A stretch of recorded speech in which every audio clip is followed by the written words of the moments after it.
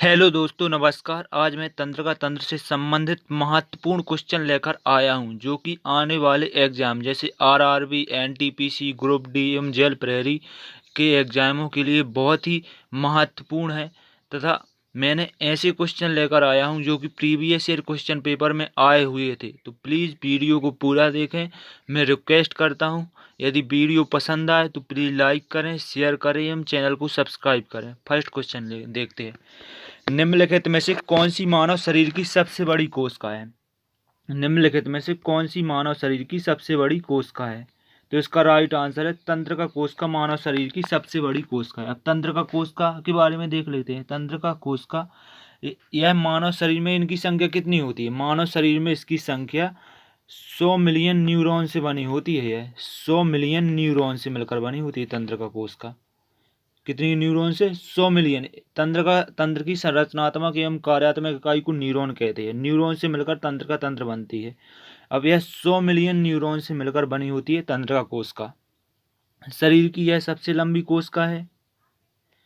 और इसमें इसमें एक खास बात है, इसमें सेंट्रियोल नहीं पाया जाता है। सेंट्रियोल के कारण ही किसी कोशिका में विभाजन होता है। यही कारण है कि इसमें सेंट्रियोल नहीं पाया जाता है, इसलिए इसमें विभाजन नहीं होता है। इसमें विभाजन की क्षमता बहुत ही कम होती है, इसमें विभाजन बिल्कुल ही नहीं होता है। नेक्स्ट क्वेश्चन देखते हैं। न्यूरॉन क्या होते हैं? न्यूरॉन क्या होते हैं? तो इसका राइट आंसर है तंत्र का तंत्र की आधारभूत तंत्र का तंत्र की संरचनात्मक एवं कार्यात्मक इकाई को न्यूरॉन कहा जाता है। नेक्स्ट क्वेश्चन देखते हैं। जन्म के बाद मानव के किस ऊतक में कोई कोश का विभाजन नहीं होता है? तो इसका राइट आंसर है तंत्र का कोशिका में कोई विभाजन होता है नहीं होता है। अब विभाजन क्यों नहीं होता है? क्योंकि इसमें सेंट्रियोल नहीं पाया जाता है। सेंट्रियोल नहीं पाया जाता है। अब तंत्र का कोशिका के बारे में। तंत्र दो प्रकार के होते हैं। एक होता है central nervous system, central CNS, और एक हो जाता है पीएनएस, पेरीफेरल नर्वस सिस्टम। परिधीय तंत्र का तंत्र और केंद्रीय तंत्र का तंत्र। केंद्रीय तंत्र का तंत्र मुख्य तंत्र का तंत्र होता है। इसके दो भाग होते हैं, मस्तिष्क तथा मेरुरज्जु। मस्तिष्क का 98% भाग होता है यह, और मेरुरज्जु का 2% होता है। मस्तिष्क का 98% और मेरुरज्जु का 2%। मस्तिष्क फिर 3 भागों में विभक्त होता है, अग्र मस्तिष्क, मध्य मस्तिष्क और पश्चिम मस्तिष्क। अब अग्र मस्तिष्क फिर 2 भागों में विभाजित होता है, 3 भागों में, सेरिब्रम, डाइएंसिफेनॉल और ऑल्फैक्टरी लोब। डाइएंसिफेनॉल 2 भागों में विभक्त होता है, एपिथैलेमस, थैलेमस, हाइपोथैलेमस, 3 भाग। अब मध्य मस्तिष्क को देख लेते हैं। मध्य मस्तिष्क 2 भागों में विभक्त होता है, एक होता है कार्पुरा क्वाड्रिजेमिना और दूसरा होता है सेरिब्रम पेंडिवल। पश्चिम मस्तिष्क 3 भागों में विभक्त होता है, सेरिबेलम, पोन्स वेरिलाई और मेडुला ऑब्लिगेंडा। नेक्स्ट क्वेश्चन देखते हैं। मनुष्य में मेरुदंड से कितनी जोड़ी तंत्रिका निकलती है? मनुष्य में मेरुदंड से 31 जोड़ी तंत्रिका निकलती है। मेरुदंड से 31 जोड़ी निकलती हैं, और एक क्रीनियल तंत्रिका तंत्र होती है, उससे 12 जोड़ी निकलती हैं। ये होता है स्पाइनल तंत्रिका तंत्र से 21 निकलती है, और क्रीनियल तंत्रिका से 12 जोड़ी निकलती है। नेक्स्ट क्वेश्चन देखते हैं। मस्तिष्क जिम्मेदार है मस्तिष्क जिम्मेदार है सोचने के लिए, हृदय गति नियंत्रण करने के लिए, शरीर के संतुलन के लिए, तो इस उपयुक्त तीनों के लिए। तो इसका राइट आंसर है उपयुक्त तीनों के लिए। सोचने के लिए भी जिम्मेदार है, हृदय गति नियंत्रण के लिए भी जिम्मेदार है, शरीर के संतुलन के लिए भी जिम्मेदार है। नेक्स्ट क्वेश्चन देखते हैं। मनुष्य का मस्तिष्क कितने भागों में विभाजित होता है? तो इसका राइट आंसर है मनुष्य का मस्तिष्क 3 भागों में विभक्त होता है, अग्र मस्तिष्क, मध्य मस्तिष्क और पश्चिम मस्तिष्क। नेक्स्ट क्वेश्चन देखते हैं। सेरिब्रम किससे संबंधित है? तो इसका राइट आंसर है सेरिब्रम मस्तिष्क से संबंधित है। सेरिब्रम 2 भागों में विभक्त होता है। सेरिब्रम 2 भागों में विभक्त होता है, एक दायां भाग होता है, एक बायां भाग। दायां भाग और बायां भाग। दायां भाग मस्तिष्क के बाएं हिस्से को नियंत्रित करता है, और बायां भाग मस्तिष्क के दाएं हिस्से को नियंत्रित करता है। ध्यान से सुनिएगा। सेरिब्रम का दायां भाग मस्तिष्क के बाएं भाग को नियंत्रित करता है, और सेरिब्रम के दाएं बाएं भाग का हिस्सा, दाएं हिस्से को नियंत्रित करता है मस्तिष्क के। नेक्स्ट क्वेश्चन लिखते हैं, मनुष्य के मस्तिष्क का सबसे बड़ा भाग है, तो इसका राइट आंसर प्रामस्तिष्क। प्रामस्तिष्क मनुष्य के मस्तिष्क का सबसे बड़ा भाग है। नेक्स्ट क्वेश्चन देखते हैं, मानव मस्तिष्क में बुद्धि का केंद्र है, मानव मस्तिष्क में बुद्धि का केंद्र है सेरेब्रम। सेरेब्रम बुद्धि का केंद्र होता है। अब सेरिबेलम है, सेरिबेलम का क्या कार्य होता है, सेरिब्रम का क्या कार्य होता है, मेडुला ओब्लांगेंडा का क्या कार्य होता है, थैलेमस। थैलेमस का कार्य होता है ठंडा गर्म का महसूस कराता है, ताप दाब का अनुभव कराता है। और मेडुला ओब्लांगेंडा का क्या कार्य होता है, मेडुला ओब्लांगेंडा का कार्य होता है यह अनैच्छिक क्रियाओं को नियंत्रित करता है। मेडुला ओब्लांगेंडा अनैच्छिक क्रियाओं को नियंत्रित करता है। मेडुला ओब्लांगेंडा जैसे हृदय दर को नियंत्रित करता है, श्वसन दर को नियंत्रित करता है, भोजन का पाचन, उल्टी होना यानी पलक झपकना आदि मेडुला ओब्लांगेंडा द्वारा नियंत्रित किया जाता है। अब प्रामस्तिष्क सेरेब्रम का क्या कार्य है, इसी सेरेब्रम को बुद्धि का केंद्र कहते हैं। सोचने, कल्पना करना, विचार करना, तर्क लगाना आदि सभी सेरेब्रम का कार्य होता है। अब सेरिबेलम का क्या कार्य होता है, सेरिबेलम को पश्चिम मस्तिष्क सेरिबेलम को लर्निंग सेंटर कहा जाता है, लर्निंग सेंटर ऑफ मस्तिष्क, लर्निंग सेंटर ऑफ मस्तिष्क, मस्तिष्क का लर्निंग सेंटर कहते हैं।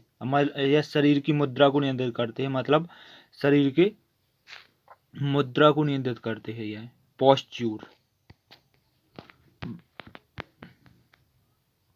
यह मस्तिष्क का दूसरा सबसे बड़ा भाग है। पहला सबसे बड़ा भाग है प्रामस्तिष्क, दूसरा सबसे बड़ा भाग है सेरिबेलम। इसे क्या कहते हैं, सेरिबेलम को लर्निंग सेंटर कहा जाता है। नेक्स्ट क्वेश्चन देखते हैं, मानव शरीर की किन कोशिकाओं में सबसे कम पुनर्योजन शक्ति होती है, तो इसका राइट आंसर है मस्तिष्क कोशिकाओं में, मानव शरीर की मस्तिष्क कोशिकाओं में सबसे कम पुनर्योजन शक्ति होती है। नेक्स्ट क्वेश्चन देते हैं, प्रेरक कौशल मस्तिष्क के कौन से भाग से संबंध है, तो इसका राइट आंसर है ललाट भाग से। प्रेरक कौशल मस्तिष्क के ललाट भाग से संबंधित है। तो इसका नेक्स्ट क्वेश्चन देखते, मानव मस्तिष्क की कौन सी पाली श्रवण से संबंधित है, तो इसका राइट आंसर है शंखपाली। श्रवण का कार्य करती है शंखपाली, इसे इंग्लिश में टेम्पोरल कहा जाता है।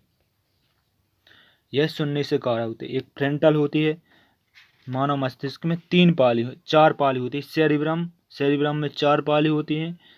फ्रंटल होती है एक, पैराइटल होती है, ऑक्सीपिटल, टेम्पोरल। फ्रंटल का क्या कार्य होता है, फ्रंटल का क्या कार्य होता है, सोचना, समझना, विचार करना, गणित, तर्क, बुद्धि, कल्पना आदि का कार्य करती है। पैराइटल लोब का क्या कार्य होता है, पैराइटल लोब का स्पर्श, पीड़ा एवं स्वाद का अनुभव कराती है। ऑक्सीपिटल का यह प्रकाश का अनुभव कराती है। और टेम्पोरल वाणी को सुनना या समझना। नेक्स्ट क्वेश्चन देखते हैं, मस्तिष्क का कौन सा भाग मोटर नियंत्रण में महत्वपूर्ण भूमिका अदा करता है, तो इसका राइट आंसर है सेरिबेलम। सेरिबेलम यह पश्चिम मस्तिष्क का भाग है सेरिबेलम, इसे लर्निंग सेंटर भी कहा जाता है। नेक्स्ट क्वेश्चन देखते हैं, मानव मस्तिष्क का कौन सा अंग निगलने उगलने का नियंत्रित करता है, तो इसका राइट आंसर है मेडुला ओब्लांगेंडा।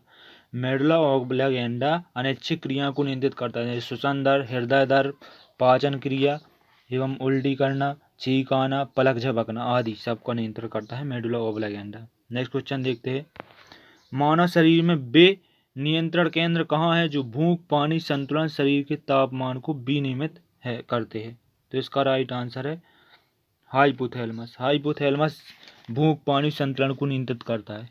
यह पीयूष ग्रंथि को भी नियंत्रित करता है हाइपोथैलेमस। इसे मास्टर ऑफ मास्टर भी कहा जाता है। पीयूष ग्रंथि को मास्टर कहा जाता है, अब पीयूष ग्रंथि को नियंत्रित करता है, इसलिए इसे मास्टर ऑफ मास्टर कहते हैं। हाइपोथैलेमस, एक क्वेश्चन बन, हाइपोथैलेमस महिलाओं में बड़ा होता है